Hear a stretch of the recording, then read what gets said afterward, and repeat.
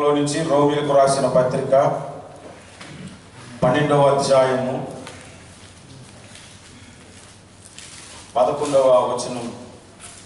ఆసక్తి విషయములో మాంద్యులు కాక ఆత్మయందు తీవ్రత గలవారై ప్రభువును సేవించుడి.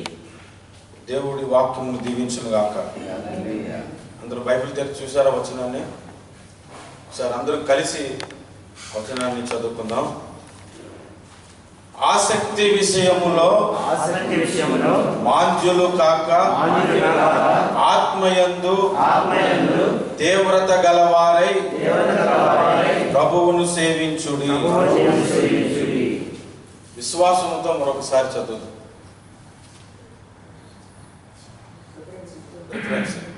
రోమిలకు రాసిన పత్రిక 12:11. విశ్వాసముతో మరొకసారి వచనాన్ని చదువుకుందాం. ఆసక్తి విషయములో మాంద్యులు కాక ఆత్మయందు తీవ్రత గలవారై ప్రభువును సేవించుడి. దేవునికి స్తోత్రం. హల్లెలూయా. ఈరోజు వాక్యమును ప్రకటించడానికి మన సహోదరుడు మహేష్కి చెప్పాను. మరి మహేష్ ఫోన్ ఆన్సర్ అవ్వలేదు. మరి డ్యూటీలో ఉంటాడు తమ్ముడు వచ్చి వాక్యం చెప్తారు కదా అనే ధీమాలో ఉన్నాను అన్నమాట.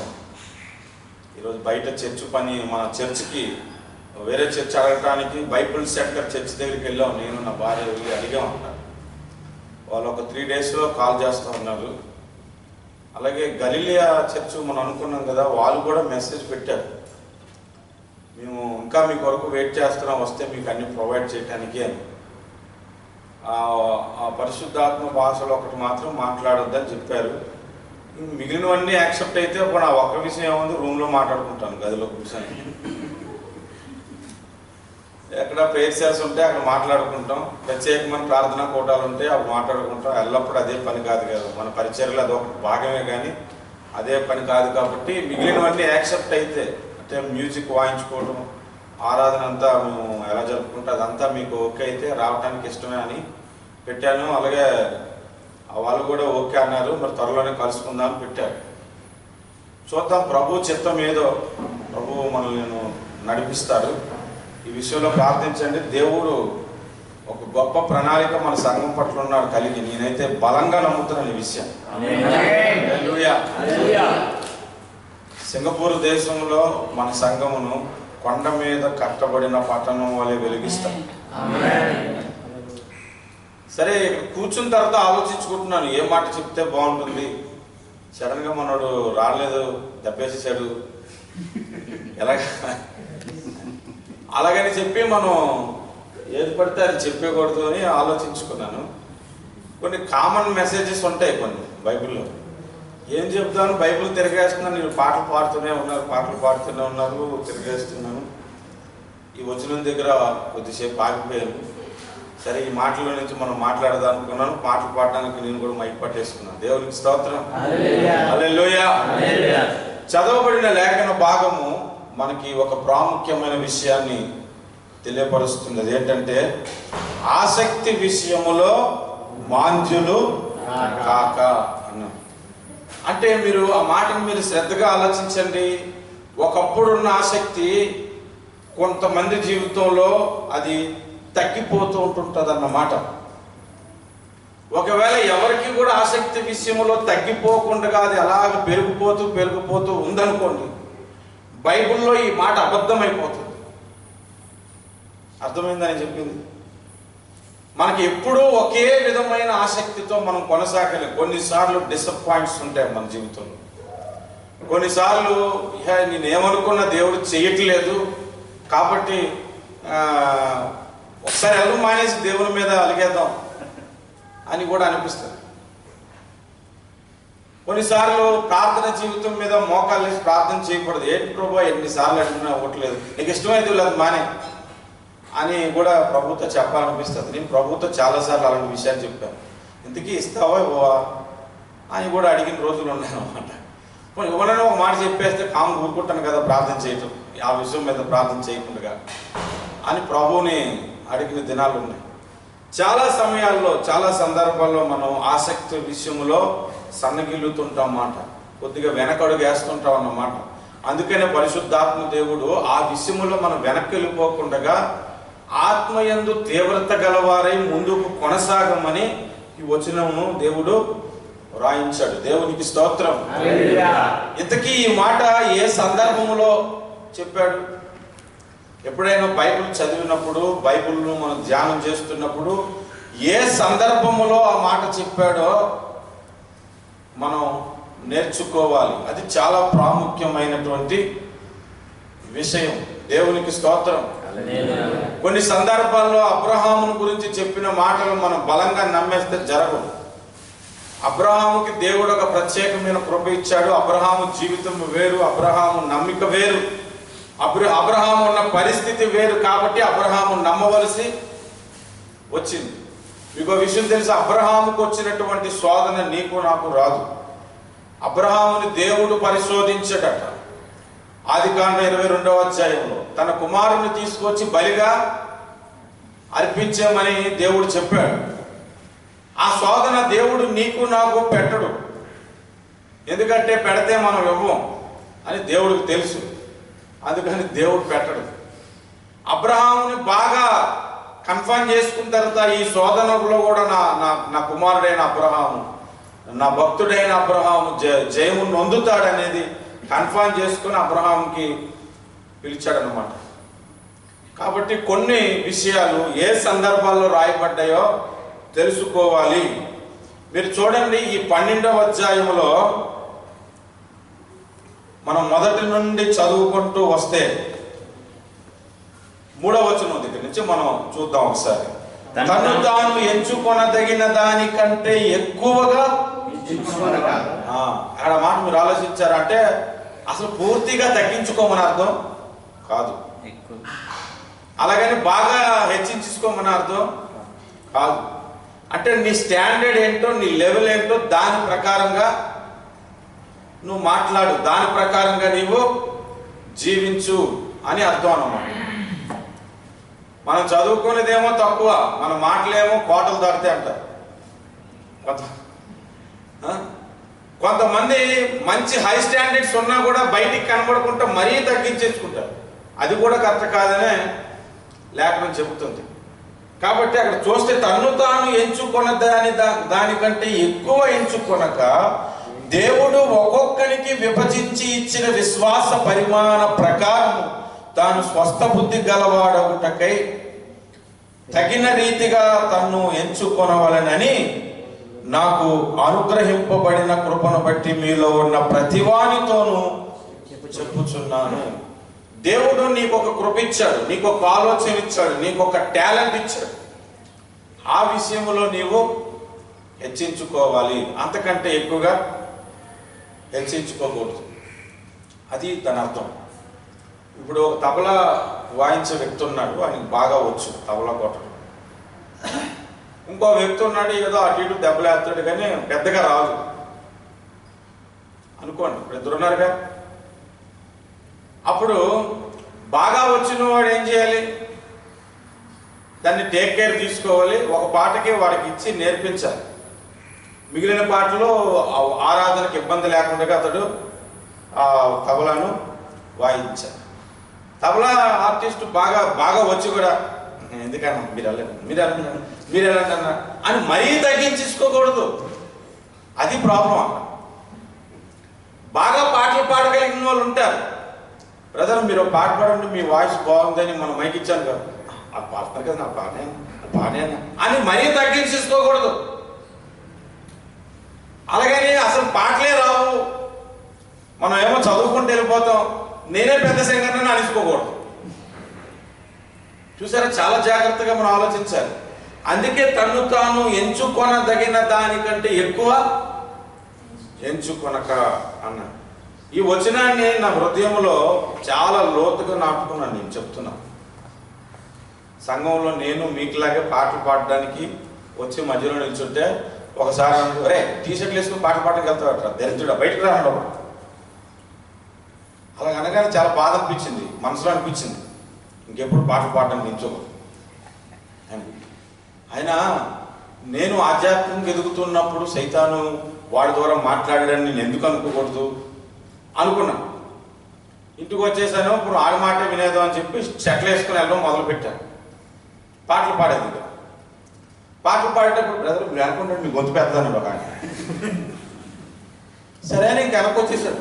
ఇంకా వాళ్ళు పాడుకుంటుంటే వాళ్ళతో పాటు పెదాలు కదులుతాను. 1-2 సార్లు జరిగిన తర్వాత ఒక బ్రదర్ వచ్చి అన్నాడు, బ్రదర్ నువ్వు పాడుతున్నావో లేదు మాకు తెలియట్లేదు, పెదాలు మాత్రం కదులుతూనే దూరం నుంచి చూస్తుంటాను.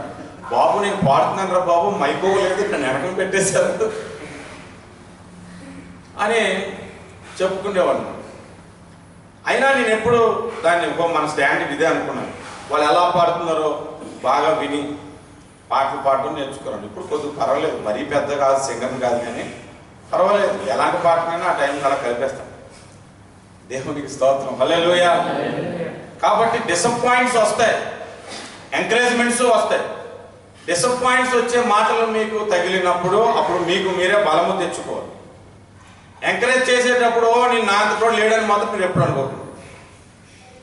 రెండు గమనించుకుంటూ మన ఆధ్యాత్మిక జీవితంలో వస్తే తన్ను తాను ఎంచుకొనదగిన దానికంటే ఎక్కువగా ఎంచుకొనకని చెబుతూ 4వ వచనం నుండి సంఘం గురించి మాట్లాడుతున్నాడు.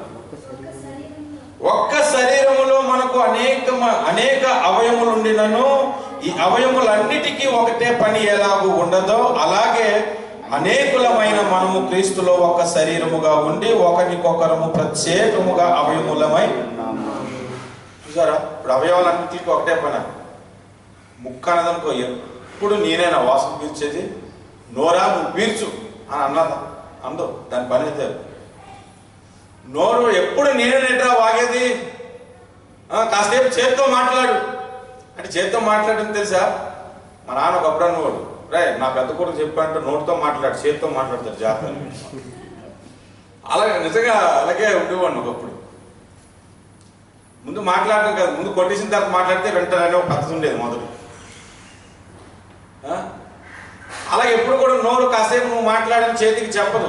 చేతి పని చేతి చేస్తుంది, నోరు పని నోరు చేస్తుంది, కాలు పని కాలు చేస్తుంది. చాలా కాలం నుంచి నేను నడుస్తున్నాను, కాసేపు నీ 2 చేతులతో నడని ఎప్పుడు చెప్పదు. మనం 2 చేతులతో నడడానికి ట్రై చేయం. నేనైతే అసలు ట్రై చేయను, చాలా కష్టం అది. అలాగే సంఘములో ఒకరికొకరు అవయవములమై ఉన్నా ఒకరికొకరికి ఒక టాలెంట్ ఉంటుంది. ఆ టాలెంట్లో ప్రత్యేకమైన శ్రద్ధ కలిగి దాని మీద నువ్వు ఎదుగుతూ ఉండాలి.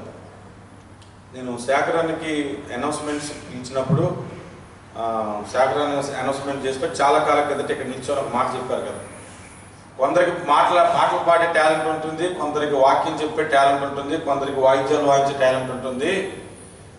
మరి నాకు మరి అన్న చెప్పారు ఇలాగే సర్వీస్ నడిపించమని, ప్రకటనలు చేయమని, ఈ విషయంలో దేవుడు నన్ను వాడుకుంటాడని నేను నిల్చున్నానని చెప్పాడు. ఎంతమంది గుర్తుంది? నాకైతే గుర్తుంది.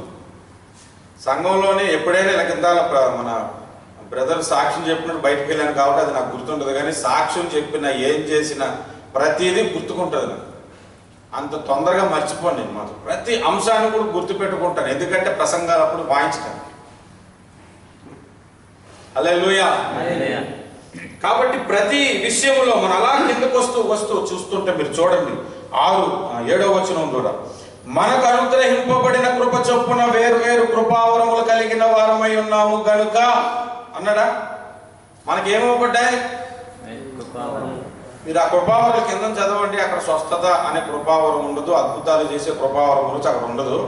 ఆ కృపావరాలు మీకు కావాలి అనుకుంటే అది పరిశుద్ధాత్మ కృపావరాలు, అది 14వ అధ్యాయం 12, 13, 14 కొరింథీ పత్రికలో ఉంటాయి. కానీ ఇక్కడ చెబుతున్న కృపావరాలు డిఫరెంట్. చూడండి, అక్కడ చెబుతున్న కృపావరాలు ఏం చెప్తున్నాడో, ప్రవచించువాడైతే విశ్వాస పరిమాణము చొప్పున ప్రవచింతుము, బోధించువాడైతే బోధించుటలోను, హెచ్చరించువాడైతే హెచ్చరించుటలోను పని కలిగి ఉందము, పంచిపెట్టువాడు శుద్ధ మనసుతోను, పై విచారణ చేయవాడు జాగ్రత్తతోను, కరుణించువాడు సంతోషముతోను పని జరిగింపవలెను అని చెప్తున్నాడు. సంఘంలో చాలా పనులు ఉంటాయి. భోజనం దగ్గర పని ఉంటుంది, చైర్స్ వేసే దగ్గర తీసే దగ్గర పని ఉంటుంది, పియర్ సిస్టమ్ ప్రిపేర్ చేసే దగ్గర పని ఉంటుంది, వాయిద్యాలు వాయించే దగ్గర పని ఉంటుంది, ఆ కెమెరా సెట్ చేసే విషయంలో పని ఉంటుంది. ఇవి కాకుండా ఆదివారం సండే చర్చిలో కాకుండా మనం భోజనాల కొరకు ఇంట్లోనే ప్రిపరేషన్ చేసే ఒక పని ఉంటుంది. ఈ వీకెండ్స్లో ఎవరైనా మానేస్తే ఎందుకు మానేశారని ఫోన్లు చేసి కనుక్కునే పని ఉంటుంది. అది కూడా పై విచారణని. అలాగే ప్రతి ఒక్కరూ వారి పని విషయంలో జాగ్రత్త కలిగి ఉండి, అందరి విషయంలో ప్రేమ కలిగి ఉండి, సహోదర ప్రేమ విషయంలో ఒకని యందు ఒకడు అనురాగము గలవారే, ఘనత విషయంలో ఒకరినొకడు గొప్పగా ఎంచుకుంటూ, అప్పుడు చెప్పాడు అన్నమాట 11వ వచనంలో, ఆసక్తి విషయంలో మాంద్యులు కాక ఆత్మయందు తీవ్రత గలవారై ప్రభువును సేవించు. చూసారా, ప్రభువుని అక్కడ సేవించమంటున్నాడు. మీకు ఒక విషయం చెప్పనా, మీరందరూ కూడా దేవుని సేవకులు. ప్రతి సంఘంలో కూడా కాన్సెప్ట్ ఏంటంటే సేవకుడు అంటే వాక్యం చెప్పేవాడు సంఘ కాపరి అనుకుంటారు. కానీ నేను చెప్తున్నాను, మీరు అందరూ దేవుని సేవకులు. హల్లెలూయా, హల్లెలూయా.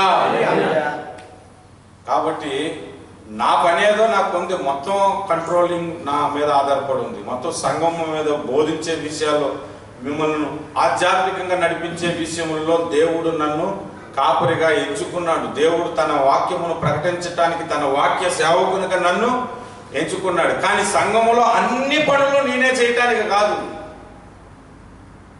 నాకు అప్పగించినటువంటి సేవా పరిచర్యను మీరు కూడా ఒకరు భాగములు పంచుకొని ఆత్మయందు తీవ్రత గలవారై ఆసక్తి విషయంలో మాంద్యులు కాకుండా ప్రభువుని సేవించమంటున్నాడు. దేవునికి స్తోత్రం. హల్లెలూయా, హల్లెలూయా. ఈ మాటను మూలవచనంగా పెట్టుకొని మీకు కొన్ని ఆసక్తికరమైనటువంటి విషయాలను బైబిల్లో చెబుతాను. సంఘములో ప్రతి ఒక్కరూ ఆసక్తి కలిగి ఉండవలసిన. ఇప్పుడు భోజనాల పని ఉన్నది, అందరూ దాని మీద ఆసక్తి కలిగి ఉండరు. వాక్య పరిచర్య ఉంది, అందరూ దీని మీద ఆసక్తి కలిగి ఉండరు, అందరూ చెప్పలేరు. అలాగే వాయిద్యాలు వాయించే పని ఉంది, మీ అందరికీ సేవగా అలవాటు ఉంది కాబట్టి అందరూ వచ్చి కొట్టేని బాబు ఒక దెబ్బ అని అన్నాం. దానికి కొంతమందిని ప్రత్యేకించుంటారు. కానీ సంఘం అంతా కలిపి ఆసక్తి కలిగి ఉండవలసిన విషయాలు కొన్ని ఉన్నాయి. అందులో మొట్టమొదటి విషయము అపోస్తుల కార్యాలు 12వ అధ్యాయము 11వ వచనం చూడండి. పేతురుకు తెలివి వచ్చి ప్రభువు తన దూతను పంపి 12:5 పేతురు చెరసాలలో ఉంచబడెను. సంఘమైతే అతని కొరకు అత్యాసక్తితో దేవునికి ప్రార్థన చేయుచుండెను. హల్లెలూయా. ఇది ఒక కృపావరం అండి. కొందరికే ఉంటుందని చెప్పుకుంటాం మనం. లేదు, అందరూ ప్రార్థన చేయాల్సిందే. కొందరే ప్రార్థన చేస్తారు, అందరూ చేయడానికి వీల్లేదు అనడానికి లేదు. కొంతమంది అదే మైండ్లో థాట్లో ఫిక్స్ అయిపోయి ప్రేరేపించబడిన వాళ్ళు ప్రార్థన చేయండి అంటే ఎప్పుడు ప్రార్థన చేసే వాళ్ళే ప్రార్థన చేస్తారు, మిగిలిన వాళ్ళు చేయరు. అంటే వాళ్ళకి ఏం లేదు అప్పుడు ఆన్సర్. ప్రశ్న నేను వేసాను, వాళ్ళకి ఏం లేదు అప్పుడు ఆసక్తి లేదు. ఏ ఆసక్తి లేదు? ప్రార్థనాసక్తి లేదన్నమాట.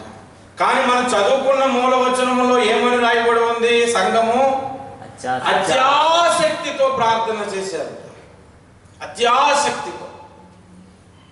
తర్వాత ఈ మీటింగ్ అయిన తర్వాత ప్రేరేపించబడిన వాళ్ళు కానుకల వరకు ప్రార్థించండి అంటాను. అప్పుడు అత్యాసక్తి కలిగిన వారు బయటపడతారు.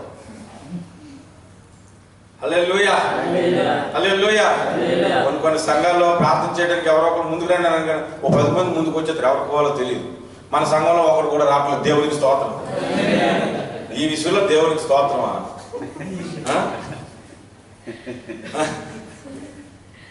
కాబట్టి ప్రార్థన విషయంలో అత్యాసక్తి కలిగి మనము ప్రార్థన చేయాలి. అక్కడ ప్రార్థన చేస్తున్న అంశం ఏంటి చెప్పండి మీరు? 12వ అధ్యాయంలోని దేని కొరకు ప్రార్థన చేస్తున్నారు? పేతురు చెరసాలలో ఉన్నాడు. హల్లెలూయా, హల్లెలూయా, హల్లెలూయా. ప్రస్తుతం కే స్వామి గారని దైవజనుడు కొంతమంది దుర్మార్గుల చేత కొట్టబడి హాస్పిటల్లో ఆపరేషన్ చేయించుకొని ఉన్నారు. ఎంతమంది ఈ విషయం తెలిసాక అతని కొరకు ప్రార్థన చేశారు? రాత్రి ప్రేయర్లో కూడా అందరి చేత ప్రేయర్ చేయించారు. సంఘము దైవ సేవకుల కొరకు అత్యాసక్తితో ప్రార్థన చేయాలి. ప్రతి ఆల్ నైట్ ప్రేయర్లో ఖచ్చితంగా ప్రతి సంఘ కాపరి కొరకు ప్రార్థనలు చేయించటం నేను జరిపిస్తాను. మీ అందరికీ తెలుసు. మనం చేయాలి ప్రార్థన. సంఘం కొరకు, సంఘములోని పరిచర్య కొరకు, సంఘములోని వ్యక్తుల కొరకు అత్యాసక్తితో మనము ప్రార్థనలు చేయాలి. ఈ వారం అంతా, ఈ నెలంతా కూడా మన ఇండియాలో కొన్ని ర్యాలీలు జరుగుతున్నాయి, క్రిస్టియన్ ర్యాలీస్. ఎందుకంటే గవర్నమెంట్ దృష్టికి ఇది తీసుకొని పోవాలి, క్రైస్తవుల మీద దాడులు జరగకూడదని వేరు సంఘాల వారు, వేరు డినామినేషన్ల వారు ఐక్యతతో కొన్ని ర్యాలీలు జరుపుతున్నారు. మనం అక్కడికి వెళ్ళి ర్యాలీలో పాల్గొనలేము, కానీ ప్రార్థనలు మనం వారి కొరకు ఎత్తుపట్టుకుందాం. హల్లెలూయా. అత్యాసక్తితో వారి కొరకు మనము ప్రార్థన చేద్దాం. అత్యాసక్తితో ప్రతి సంఘము కొరకు ప్రార్థించండి, మన సంఘము కొరకు కూడా ప్రార్థన చేయండి. దేవునికి స్తోత్రం. హల్లెలూయా. సంఘం అనగా మొట్టమొదటిగా మన దృష్టిలో ఉండవలసింది సార్వత్రిక సంఘము. రెండవదిగా నీవు ఎవరి సండే వెళ్తున్నటువంటి నీవు కలిగి ఉన్న సంఘం. దేవుడు ఎప్పుడు కూడా సంఘముతో మాట్లాడినప్పుడు ప్రత్యేకంగా గాడ్స్ గ్రేస్ మినిస్ట్రీస్ అని తెలుగు సంఘము కొరకు నేను ఈ మాట చెప్తున్నాను నందు. సార్వత్రిక సంఘం అంతటికీ అవసరమైన మాట ఒకటే చెబుతాడు. అన్ని సంఘాల వారు దాన్ని పాటించాలి. హల్లెలూయా. కనుక మీరు సంఘం అనగా మొట్టమొదటి జ్ఞాపకం చేసుకోవలసిందైతే సార్వత్రిక సంఘం. ఎవరైతే పరలోకానికి వెళ్ళడానికి అర్హులుగా దేవుని చేత ఎంచబడుతున్నారో అందులో నువ్వు ఒకడివి. వాళ్ళందరి కొరకు బాధ్యతగా ప్రార్థించవలసిన బాధ్యత దేవుడు నీ మీద పెట్టాడు. రెండవది, మనం వస్తున్న ప్రతి ఆదివారం వస్తున్న సంఘము కొరకు ప్రార్థించుట.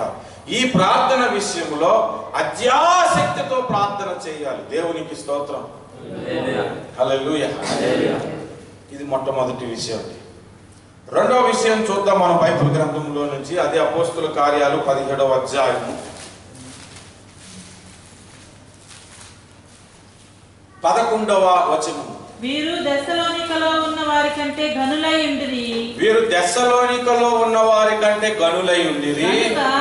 కనుక ఆసక్తితో వాక్యమును అంగీకరించి పౌలును సీలయును చెప్పిన సంగతులు. చూడండి వాళ్ళంతా ఆసక్తితో వాక్యమును అంగీకరించి. చాలా మందికి వాక్యం అంగీకరించట సంగతి ఏమో, కానీ అందులో ఆసక్తి అనేది ఉండనే ఉండదు. అకేషన్లో మన ప్రేసలు ఉండేది, ఒకప్పుడు నడిపించేవాడు. అక్కడికి ఒకసారి ఒక బ్రదర్ని సెల్ గ్రూప్లో నుంచి మన బ్రదర్ తీసుకొచ్చారంట. ఒక్కసారి అన్న వాక్యం చెప్తాడు, వినన్నా, ఎలా ఉంటుందో నువ్వు గ్రహించన్నా, నువ్వు వింటే కనుక ఎవ్రీ సాటర్డే వస్తావన్నా అని చెప్పి తీసుకొచ్చాడు. ఆ రోజు నేను బలమైన వాక్యం అందించాను పరిశుద్ధాత్మ అభిషేకం కొరకు.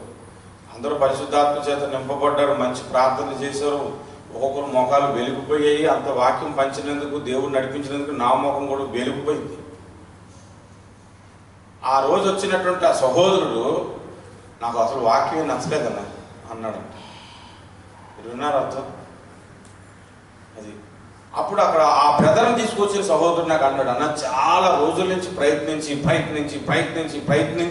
ఆ వ్యక్తిని నేను సంఘానికి తీసుకొస్తే, సెల్ గ్రూపుకు తీసుకొస్తే, అంత బలమైన వాక్యము విని కూడా తుస్సు మనిపించేలా ఒక మాట అనేసాడు. నాకు నచ్చలేదు అనేసాడు అన్నాడు. దీనికి ఏమీ లేదు బాబు, వాడిలో ఆసక్తి లేదు. ఆసక్తి ఉన్నవాడికి ఎంత దూరమైన వెళ్తాడు, ఎంత కష్టమైనా దాని కొరకు ప్రయత్నిస్తాడు. ఆసక్తి. చాలా కాలం కిందట ఒక విషయం చెప్పాను. బిర్యానీ తినాలి అనే ఆశ మనకు లేదనుకోండి, మన ముందు మంచి పలావ్ పెట్టిన, మంచి వాసనతో పెట్టిన ఇంట్రెస్ట్ ఉంటుంది. ఎందుకంటే తినాలని మూడు లేదు నీకు. అదే మీకు మనసులో అనిపించింది, బా బయట వర్షం పడుతుంది బ్రదర్, చల్లగా ఉంది, వేడి బిర్యానీ తింటే బాగుంటుంది అనుకునే సమయంలో ఎవరైనా బిర్యానీ తీసుకొచ్చి పొట్టలో నీ చేతిలో పెడితే ఎలా తింటావు? దాన్ని ఎగబడి తింటావు. ఎందుకంటే తినాలనే కోరిక ఉంది నీకు. అప్పుడే కడుపు నిండుగా సాంబార్ వేసుకొని తినేసో, తర్వాత బిర్యానీ ప్యాకెట్ మీద నీకు ఇంట్రెస్ట్ లేదు, పెడితే ఏం తింటావు కదా. ఆసక్తి లేకుండా నువ్వు బిర్యానీయే తినలేవు. ఆసక్తి లేకుండా దేవుని వాక్యాన్ని ఎలా స్వీకరించగలవు, ఎలా అంగీకరించగలవు? ఎంతమంది క్రైస్తవులకండి ఈరోజు దేవుని వాక్యం మీద ఆసక్తి లేదు. దేవుని సన్నిధికి రావటం, కూర్చోవడం, పాటలు పట్టప్పుడు చప్పట్లు టప్ టప్ టప్ టప్ కొట్టడం, కొద్ది జోరు కొడితే ఇంకొద్ది జోరు కొట్టడం, కొద్ది జోరు కొడితే ఇంకొద్ది జోరు కొట్టడం, ఆఖరి గిర్రమ్మ తిరిగి పడిపోవడం వరకు తెలుసు. కానీ తర్వాత దేవుని వాక్యంలో ఆసక్తి కలిగి దేవుని వాక్యం వినాలని తెలీదు. అందరినీ అబ్జర్వ్ చేసి చెప్తున్నాను ఈ మాట. వాక్యం పట్ల ఆసక్తి కలిగి ఉండాలి. వాక్యమే నీకు జీవమునిస్తుంది. వాక్యము నీకు సత్యమును బయలుపరుస్తుంది. వాక్యమే దేవుడై ఉన్నాడని బైబిల్ చెబుతుంది. నీకు వాక్యం పట్ల ఆసక్తి లేనప్పుడు అసలు దేవుని పట్ల ఆసక్తి లేని వాడవైపోతావు. దేవునికి స్తోత్రం. కనుక వాక్యం పట్ల ఆసక్తి కలిగి ఉండాలి. దావీదు అంటాడు, నీ మాట మీద నేను ఆశ పెట్టుకుని ఉన్నానయ్యా. హల్లెలూయా, హల్లెలూయా. ఆశ కలిగిన వాడు ప్రతి ఒక్కడు కూడా పొందుకుంటాడండి ఏదైనా సరే. నేను ఒక విషయం చెప్తాను, శ్రద్ధగా వినండి. ఈ పాయింట్ మీరు మైండ్లో పెట్టుకుంటే దేవుని వాక్యం పట్ల శ్రద్ధ కలిగి ఉంటారు.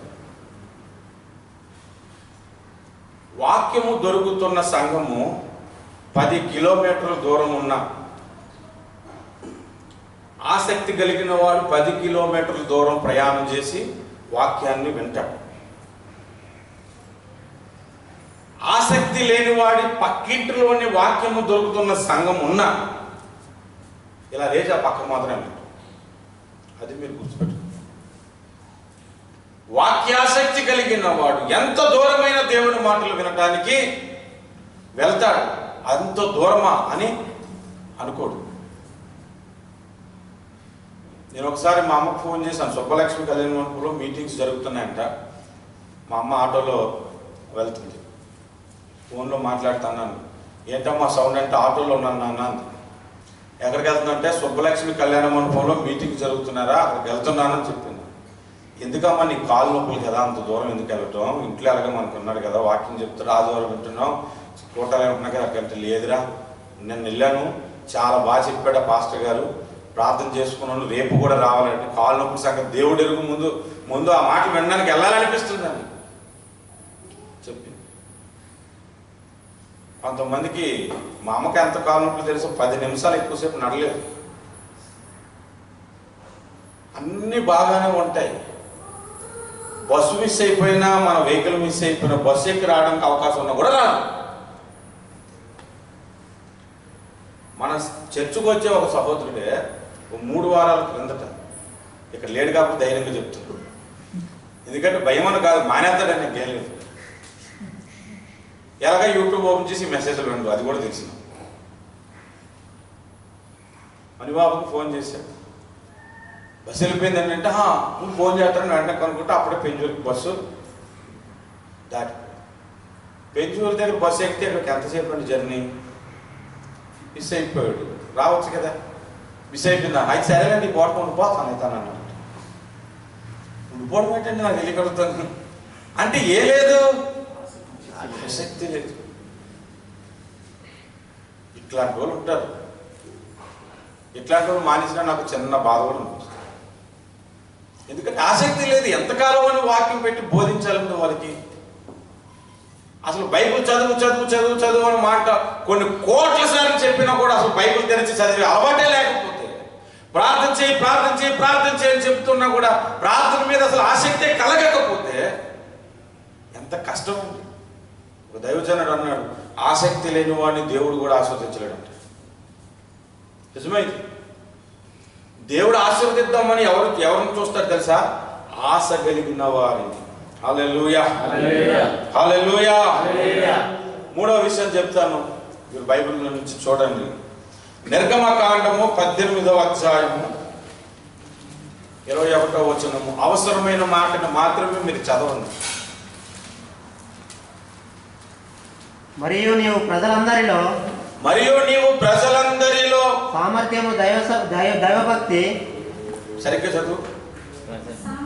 సామర్థ్యము మరియు నీవు ప్రజలందరిలో సామర్థ్యము దైవభక్తి సత్యాసక్తి కలిగి. ఇప్పుడు అవసరమైన మాట చెప్పండి. సత్యాసక్తి అంటే సత్యం ఏమిటో తెలుసుకోవాలనే ఆసక్తి. వాక్యం పట్ల ఆసక్తి ఉంటే సరిపోదు. చెప్పబడుతున్న ప్రతి వాక్యము కూడా ఆసక్తిదేనా కాదా? ప్రతి వాక్యము కూడా సత్యమా కాదా అని తెలుసుకునే ఆసక్తి ఉండాలి. చాలా మందికి తెలియదు. బైబిల్లోని ఒక మాట తీసుకొని ఆ మాట పట్టుకొని దాన్ని తీసుకెళ్ళి దేన్ని పడితే దానికి అన్వయించేస్తుంటారు, దేనికి పడితే దానికి అన్వయించేస్తారు. నిజంగా తెలీదు. మీకు ఒక విషయం చెప్పను. నేను చాలా మంది బోధకులను చూసి చెప్తున్నాను ఈ మాట. ఒకసారి మనసులో అనిపిస్తుంది ఎదుటోళ్ళు బోధకుడు వీడికి ఎందుకని, మరి చెప్పకపోతే ఎలాగా, సత్యం గురించి ఆలోచన ఉండాలి కదా అని చెబుతుంటాను. లోకా సువార్త అనుకుంటాను, చూడండి. లోకా సువార్త 4వ అధ్యాయము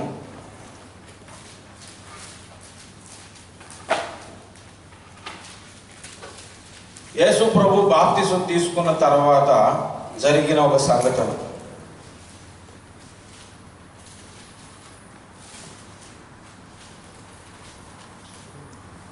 మార్కు సువార్త అనుకుంటాను, చూడండి. మార్కు సువార్త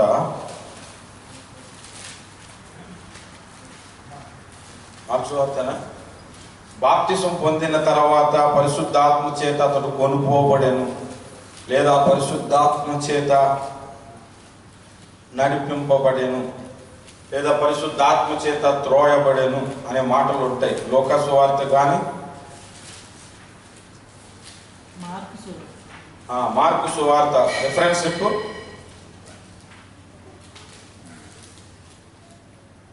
మార్కు సువార్త 4వ అధ్యాయము 7వ వచనం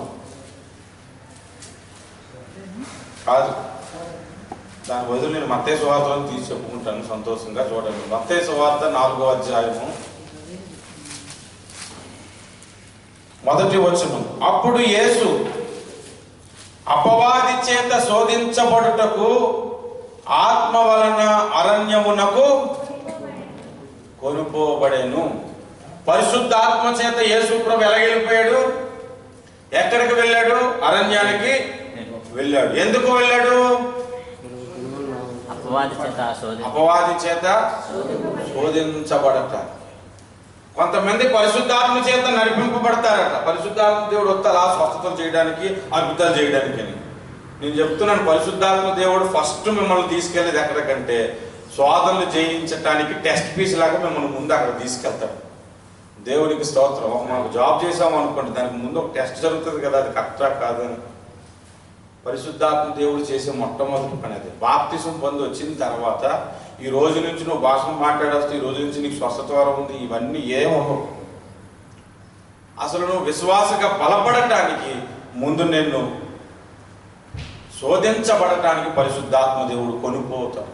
నిన్ను తీసుకొని అరణ్యమునకు వెళ్తాడు. యేసు ప్రభువునే పరిశుద్ధాత్మ దేవుడు శోధన దగ్గరకు నడిపించాడు అపవాది చేత గెలవటానికి. మరి నిన్ను నన్ను నడిపించాడు ఆ పరిశుద్ధాత్మ దేవుడు.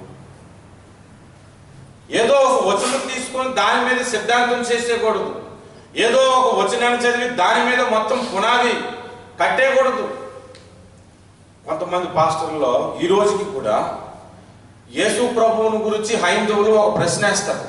ఏంటంటే, యేసు ప్రభు పుట్టినప్పుడు బైబిల్లో రాయబడి ఉందండి, యేసు ప్రభు 12 ఏండ్ల వయసు అప్పుడు యెరూషలేములకు వెళ్ళినప్పుడు తల్లిదండ్రులు అతను మర్చిపోయారు, అతడు పరిసయ్యులతో ఉండి వాదన చేస్తున్నాడనే సంగతి రాయబడింది.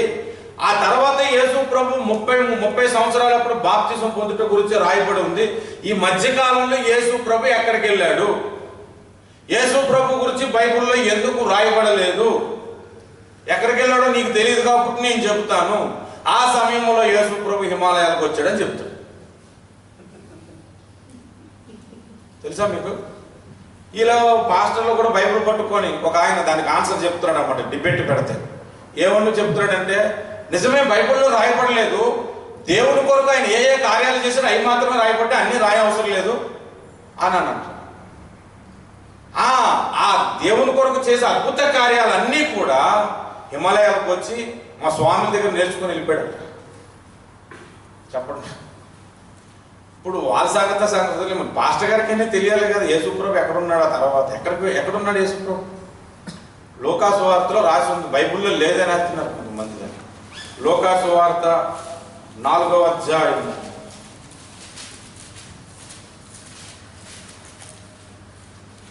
4వ అధ్యాయం 16వ వచనం.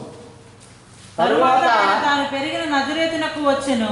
తరువాత తాను పెరిగిన నజరేతునకు వచ్చెను. ఏముంది అక్కడ దేవుడు రాసేటప్పుడు తర్వాత ఆయన నజరేతుకు వచ్చాను అని రాసేది సరిపోను కదా. పెరిగాను అని ఎందుకన్నాడు చెప్పండి. ఎందుకన్నాడు నేను చెప్పనా? ఇలాంటి వాళ్ళు అడుగుతారు కాబట్టి వాళ్ళ గురించి రాయించాడు ఇక్కడ. దేవునికి స్తోత్రం కలిపి. ఎవడైనా హిమాలయాలకు వెళ్ళి అక్కడ యేసుప్రభు పెరిగాడని చెప్పాడు అనుకో, అందుకనే నీ కొరకు ఈ మాట దేవుడు రాయించాడని చెప్పడం. హల్లెలూయా. బైబిల్లో లేదని అనక. ఒకసారి మా మేనకోడలు నాకు ఫోన్ చేసింది, మణిబాబు వారి చెల్లి. మామయ్య, నాకు ఒక ముస్లిం ఫ్రెండ్ ఉంది, మీ బైబిల్లో యేసు ప్రభు దేవుడు కాడంట, దేవుడిని చెప్పుకోలేదు కదా, మీరు ఎలాగే యేసు ప్రభుని దేవుడని పూజిస్తున్నారు అని నన్ను అడిగింది. నాకు తెలియదు, మా మామయ్యని అడిగి చెప్తానని నీకు ఫోన్ చేశాను మామయ్య అని చెప్పి. ఈ విషయము ఒక మా మేనకోడలే కాదు, చాలామంది. తణుకు నుండి ఒక అబ్బాయి ఫేస్బుక్లో మెసేజ్ పెట్టాడు, మన ప్రభు నేను దేవుడిని బైబిల్లో చెప్పుకోలేదని ముస్లింలు అడుగుతున్నారు బ్రదర్, దానికి మీ ఆన్సర్ ఏంటి అని నన్ను అడిగారు. కొన్ని ఛానల్స్, మా యూట్యూబ్ ఛానల్లో కొంతమంది డిబేట్స్ చూస్తున్నప్పుడు యేసు ప్రభు తనకు తాను నేను దేవుడిని ఎప్పుడు చెప్పుకోలేదు అంటాడు ఒక ముస్లిం. తనకు తాను నేను దేవుడిని చెప్పుకోలేదు, ఆయన దేవుడని చెప్పుకోకపోతే మీరు ఎందుకు దేవుడిని ఆరాధిస్తారు అంటాడు. ఎంత మెంటలోడంటే నిజంగా మాత్రం. నాకు తెలియగలుగుతాను, ఇది సూర్యుడని సూర్యుడి మెడలో బోట్ ఉంటుందా? అవసరం లేదు. బాబు నువ్వు కుక్కవి కాదు మనిషివని నీ మెడలో బోట్ ఉంటుందా? మనిషివని అవసరం లేదు. అయినా బైబిల్లో రాసి ఉంది యేసు ప్రభు నేను దేవుడినని చెప్పుకున్నాడు బైబిల్లో. చూడండి ఆ మాట కూడా మీరు. యోహాను సువార్త 7వ అధ్యాయం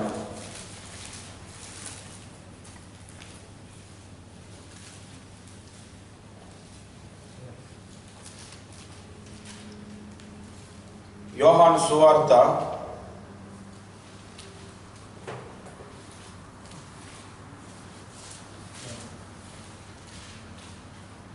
అధ్యాయం కాదు, 8వ అధ్యాయము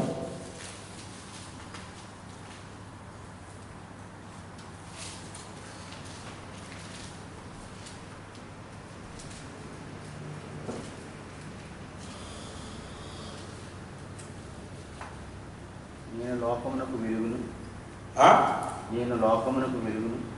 కాదు కాదు కాదు కాదు నేను చెప్తాను ఉండండి. యోహాను సువార్తలోనే ఉంటుంది. యేసు వారితో ఇట్లా నేను దేవుడు మీ తండ్రి అయిన ఎడల మీరు నన్ను ప్రేమింతురు, నేను దేవుని యొద్ద నుండి బయలుదేరి వచ్చి ఉన్నాను. కాదు కాదు కాదు ఆ మాట కాదు.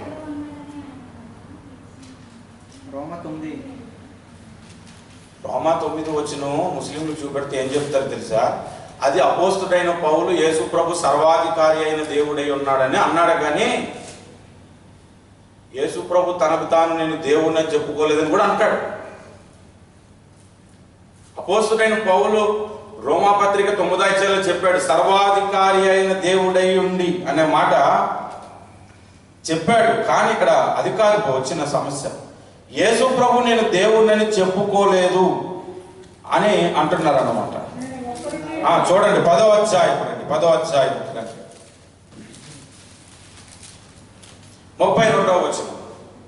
యేసు తండ్రి యొద్ద నుండి అనేకమైన మంచి క్రియలను మాకు చూపించి వాటిలో ఏ క్రియ నిమిత్తము నన్ను రాళ్ళతో కొట్టుదరని వారిని అడిగాను. యేసు ప్రభును రాళ్ళతో కొట్టడానికి కొంతమంది వచ్చారు. ఇప్పుడు యేసు ప్రభు అంటున్నాడు, నేను తండ్రి యొద్ద నుండి వచ్చి మంచి క్రియలు చేశాను, ఏ జటక్రియ చేశానని మీరు నన్ను రాళ్ళతో కొడతారంటే తర్వాత వచనం చూడండి 33. అందుకు యూదులు, నీవు మనుషుడవై ఉండి దేవుడునని చెప్పుకొనుచున్నావు గనుక, ఏమన్నాడు? నువ్వు మనుషుడవై ఉండి అంటే యేసు ప్రభు చెప్పుకున్నాడా లేదా? చెప్పుకున్నాడు కాబట్టి నీ మాట. చెప్పుకోకుండా ఎందుకంటారు? యేసు ప్రభు చెప్పాడు ఆల్రెడీ, నేను దేవుడు అని చెప్పాడు. దేవునికి స్తోత్రం, హల్లెలూయా. ఆయన మనిషేనండి, ఆయన ఒక మహాత్మా గాంధీ లాంటోడు, ఒక అబ్రహాం లాంటోడు, మీరు అబ్రహాం పూజిస్తారా, అలాగే యేసు ప్రభుని ఎందుకు పూజించేస్తున్నారు అని పనికిమాల మాటలు నాడతారు. అబ్రహాం నేను దేవుడు అని చెప్పుకున్నాడు, చెప్పుకోలేదు. దావీదు చెప్పుకున్నాడా, మోసే చెప్పుకున్నాడా, చెప్పుకోలేదు. కానీ యేసు ప్రభు చెప్పాడు నేను దేవుడును అని చెప్పాడు. హల్లెలూయా. చెప్పలేదని బైబిల్లో అనకూడదు. ఈ విషయంలో కూడా డిబేట్లు జరిగాయి, మన యూట్యూబ్లో ఉంటాయి, మీరు చూడండి. ఆయన చెప్పుకోలేదండి, ఎందుకంటే ఆయన దేవుడు కంటే ఆయన చెప్పుకోవాల్సిన అవసరం లేదని అంటాడు పాస్టర్ గారు. బైబిల్లో ఉంది, వచనం చూపెడితే చాలు. అందుకనే సత్యాసక్తి ఎందుకు అంటే చెప్పబడుతున్న ప్రతి బోధ సత్యమైనది కాదు. ఒకే ఒక మాట మీకు ఈ విషయంలో చెప్పి నేను ముందుకు వెళ్తాను. లోకములో ఎంతో మంది దేవుళ్ళు అనబడిన వారు ఉన్నారు. ఎంతో మంది చెట్లకు పుట్టలకు దేవుళ్ళని నమ్మి పూజిస్తుంటే మీరందరూ యేసు ప్రభు ఒక్కడే దేవుడని నమ్మారా లేదా?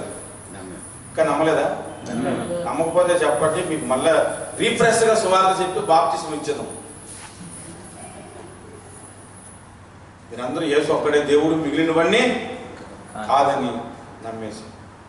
అలాగే బోధ కూడా ఒక్కటే, ఒక సత్య సంబంధమైన బోధను దేవుడు బైబిల్లో పెట్టాడు.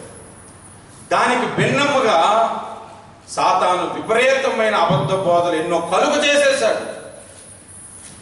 ఇప్పుడు సత్యం ఎవరికి బయలుపరచబడుతుందంటే సత్యాసక్తి కలిగిన వాడికి. హల్లెలూయా. మీకు అర్థమవుతున్నాయి నా మాటలు? సత్యాసక్తి ఎవరికైతే ఉంటుందో వాడికి దేవుని వాక్యంలో సత్యమును గ్రహించే మనసు ఉంటుంది. లేకపోతే ఏర్పడుతుంది నమ్మాడు. జన్మపాపము లేదు అని చెప్తున్నారు, నేనైతే ఉందనే చెప్తాను. లేదన్నోడిని అలా ఎలాగన్నాడన్నా నువ్వేడంటావు నాకు అడగండి. అన్నోడిని తీసుకొచ్చి నా ముందును కూర్చోబెట్టండి. సరిగ్గా 5 ప్రశ్నలు నా దగ్గర ఉన్నాయి, ఒక్క దానికి కూడా వాడు ఆన్సర్ చెప్పలేడు. జన్మపాపం అనేది ఉంది. అబద్ధ బోధలు ఎన్నో పుట్టుకొచ్చేసాయి. ఈ మధ్యకాలంలో ఎవరో పెట్టారు, మేసాలు ఉన్నాడు పరలోకానికి పోడంట. తెలుసా మీకు? ఎవరు పోయి అన్ని పెట్టారు. కాబట్టి మీరు అందరూ మేసాలు తీసేయండి. రాజమండ్రిలో జరుగుతున్న తప్పుడు బోధలు అని చెప్పి ఒక లిస్ట్ పెట్టారు. మీకు వచ్చిందో లేదు, మరి నాకు వచ్చింది. సరే ఒక్కొక్కటి చదువుతున్నాను. ఈ అన్ని సంగతులు ఏమో కానీ మేసాలు ఉన్నాడు పరలోకానికి రాడట. అందుకే కొంతమంది సేవకులు ప్రత్యేకంగా మేసాలు తీసేస్తున్నారు.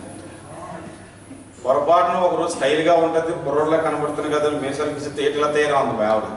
ఇంకా అప్పటి నుంచి ఎందుకులే, మరి ఇంట్లో ఒక ఉన్నారు కదా, మరి వాళ్ళకి నచ్చినట్టుగానే ఉండాలి అని ఎప్పుడు మేసాలు గీయం. అదే రోజు మేసాలు గీసేస్తే ఒకడు అన్నాడు, అదే నువ్వు ఇంగ్లీష్ ఆంజనేయుల్లా ఉన్నారని అన్నాడు. అనగానే లాభం లేదురా బాబు అని ఇంకెప్పుడు గీయలేదు. మేసాలు లేకపోతే పరలోకానికి వెళ్ళడం ఏంటి, మేసాలు ఉంటే పరలోకానికి వెళ్ళకపోవడం ఏంటి? మన మేసం మీద ఆధారపడి ఉందండి పరలోకం, వెళ్ళేది లేదని. అంటే మరి ఆ బోధన కూడా నమ్మేసేంత తెలివి తక్కువ వాళ్ళు ఉన్నారంటే వాళ్ళకి ఏం లేదు చెప్పండి? సత్యాసక్తి లేదు వాళ్ళకి, సత్యాసక్తి లేదు. రాత్రి జనాంగంలో వాక్యం చెప్పేటప్పుడు చెప్పాను, మేము దృశ్యమైన వాటిని చూడక అదృశ్యమైన వాటిని నిదానించి చూస్తున్నామని. అంటే ఈ రోజుల్లో కొంతమంది సేవకులు, కొంతమంది విశ్వాసులు దృశ్యమైన వాటినే చూస్తున్నారు, వాటి కొరకే ప్రార్థన చేస్తున్నారు. అదృశ్యమైన వాటిని చూడలేకపోతున్నారు. ఆ చూచే కన్నులు ప్రతి ఒక్కడికి ఉండాలని రాత్రి ప్రార్థన చేశాను. ప్రతి సంఘంలో కూడా చూచే కన్నులు ఉండాలి. ఎలీషా ప్రార్థన చేశాడు తన పనివాడు కొరకు. ఈ బయటికి వెళ్ళి వచ్చాడు, సీరియస్ అయిన అంతా చుట్టూ మూగింది సంగతి చూశాడు. లోపలికి వచ్చే గురువు గారు నువ్వు ప్రవచనాలు చెప్తున్నా కానీ నిన్ను నన్ను చంపేయడానికి మొత్తం సీరియస్ అయినంత వచ్చిందన్న. ఆ సమయంలో చేతుల నుంచి ప్రార్థన చేసి బయటికి వెళ్ళి చూడండి. బయటికి వెళ్ళి చూస్తే వెనక పరలోకపు సైన్యం దిగి వచ్చేసింది. దేవునికి స్తోత్రం, హల్లెలూయా. చూచే కన్నులు లేవు కనుక సత్యాసక్తి ఉండాలి. అప్పగింతలు మొట్టమొదటిది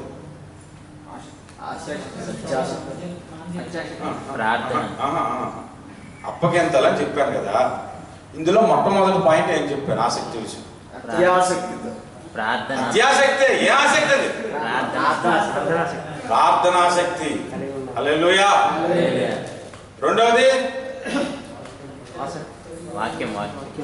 ఒక్కడు కూడా ఎగ్జామ్ పాస్ అవుట్ తెలిసి ఇప్పుడు చెప్పిన బోధన మీరు రాయలేకపోతే ఒక్కడు కూడా పాస్ అవడు. వాక్యాసక్తి ఉండాలని చెప్పి. మూడవది ఏం చెప్పాను? సత్యాసక్తి. హల్లెలూయా, హల్లెలూయా. నాలుగో విషయం, ఐదో విషయం త్వరగా చెప్పి ముగిస్తాను. 1 కొరింథీ పత్రిక 14:1. ప్రేమ కలిగించుటకు ప్రయాసపడుడి. ఆత్మ సంబంధమైన వరములను ఆసక్తితో అపేక్షించుడి. హల్లెలూయా. ఆత్మ సంబంధమైన వరములు ఉన్నాయి, పరిశుద్ధాత్మ కృపావరాలు ఉన్నాయి. స్వస్థపరిచే వరం ఉంది, భాషలు మాట్లాడే వరం ఉంది, భాషలకు అర్థము చెప్పే వరం ఉంది, విశ్వాసం అనే ఒక వరం ఉన్నది, అద్భుతములు చేయు వరం ఒకటి ఉన్నది. ఆ వరముల పట్ల ఆసక్తి కలిగి ఉండమని లేఖనం చెబుతుంది. మోకాలేసి ఆ వరాల కొరకు ఎప్పుడైనా ప్రార్థించారా? 7 సంవత్సరాలు ప్రార్థన చేశారట డీజే జనకన్ గారు, కృపావరాలు కావాలి. 7 సంవత్సరాలు మాటకి రూమ్లోకి వెళ్ళిపోయాడు, తలుపులు వేసుకునేవాడు, మోకాలు వేసి ప్రార్థన చేసేవాడు. ఆయన చనిపోయే సమయానికి ఆయన మోకాలు వేస్తే 8-9 గంటలు ప్రార్థనలో ఉంటే భార్య కుమారుడు అతను తీసుకొచ్చి సోఫా మీద కూర్చోబెట్టి కాలుకు మసాజ్ చేసేవాడు, నూనె రాసి పట్టేసేవాడు. మసాజ్ చేసిన తర్వాత కొద్దిగా అటు ఇటు కాలు ఆడేసిన తర్వాత మళ్ళా గదికి వెళ్ళి మోకాలు వేసు. మనం 10 నిమిషాలు మోకాలు వేస్తే తర్వాత సిట్టింగ్ ఇటు 10 నిమిషాలు కూడా అవసరం అనుకుంటారు కొంతమంది. 5 నిమిషాలు తర్వాత ఇటు, తర్వాత వెనకమటం, తర్వాత ఆమెనే పడుకుంటున్నాం.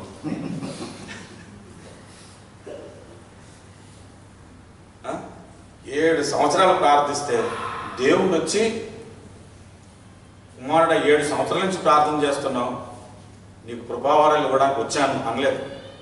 నీకు కృపావరాలు కావాలా, నేను కావాలని అడిగాడు. ఈ రోజు నుంచి కృపావరాల కొరకు ప్రార్థన చేయను ప్రభా అన్నాడు. నువ్వే కావాలని కాదు చెప్పింది, ఇండైరెక్ట్గా ఆన్సర్ చెప్పాడు. నీకు కృపావరాలు కావాలా, నేను కావాలా అని అంటే, ఈ రోజు నుంచి నేను కృపావరాల కొరకు ప్రార్థన చేయను ప్రభా అనంటే, దేవుడు అన్నాడంటే ఈ రోజు నుంచి అవి నీలో ప్రవహిస్తా అని చెప్పాడు. దేవునికి స్తోత్రం. హల్లెలూయా.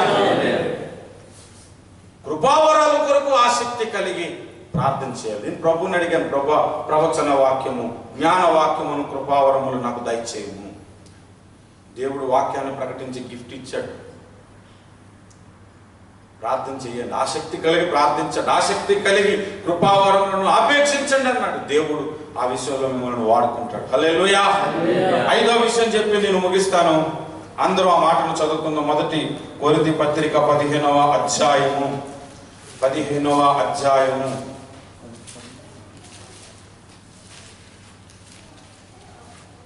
58.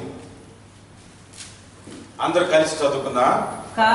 కాగా నా ప్రియ సహోదరులారా, మీ ప్రయాసము ప్రభువునందు వ్యర్థము కాదని ఎరిగి స్థిరులను కదలని వారును ప్రభు కార్యాభివృద్ధి అందు ఎప్పటికీ ఆసక్తులనై ఉండుడి.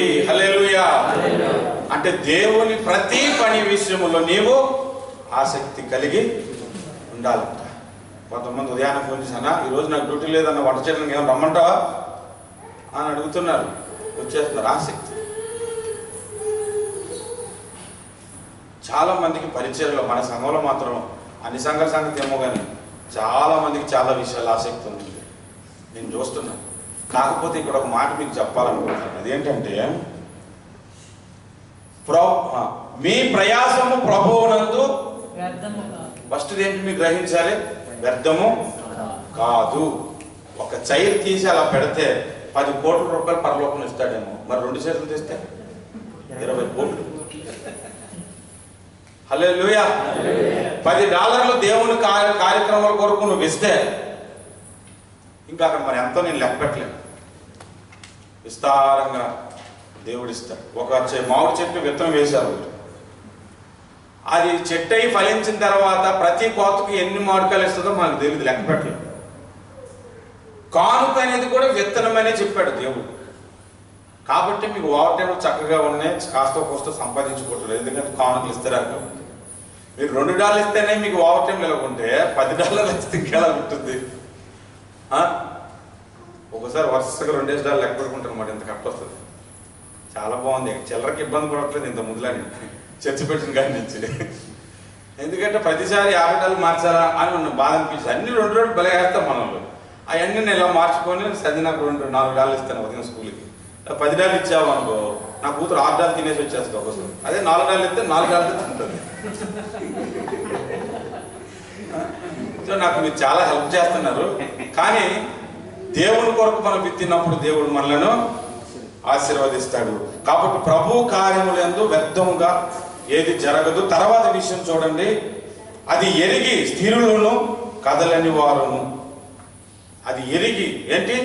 స్థిరులను కదలని వారు. అర్థం చేసుకుంటున్నారు ఆ మాట? స్థిరులు అంటే స్టాండర్డ్, కదలని వారంటే అది కూడా స్టాండర్డేనా?